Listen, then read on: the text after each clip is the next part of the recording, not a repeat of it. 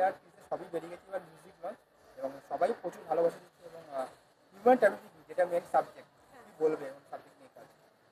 আমাকে একজন কিছুদিন আগে জিজ্ঞাসা করেছিল যে এরকম কমার্শিয়াল সিনেমা তো অনেক হয়, ইউজুয়ালি খুব স্টার কাস্ট নিয়ে, বড় কাস্টিং নিয়ে, বিগ স্কেলে হয়, আমাদের ছবিটা আলাদা কেন?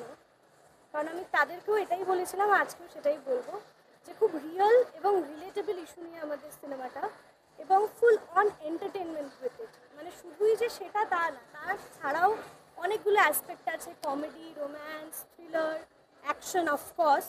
তো আই থিঙ্ক যেহেতু এটা একটা রিয়েল আর রিলেটেবল ইস্যু নিয়ে ছবি, আমার মনে হয় দর্শক ফিল করতে পারবে।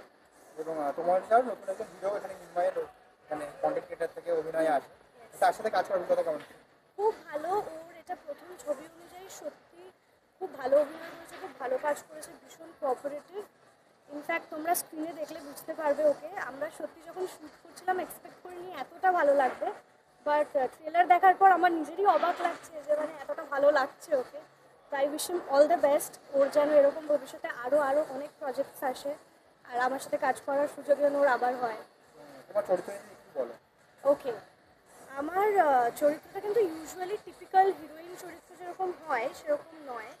কারণ হিরোইনদেরকে প্রথম থেকে একটু গুটি গুটি যেরকম লাগে আর কি, যে খুব ভালো ভালো ভালো, আমার মনে হয় দর্শকের শুরু থেকে আমাকে ওরকম মনে হবে না। But at the end of the film, চরিত্রের নাম রাধিকা, রাধিকার প্রতি যে কনসেপশনটা সেটা মানুষের হয়তো সিনেমার শেষে গিয়ে চেঞ্জ হয়ে যাবে। Thank you.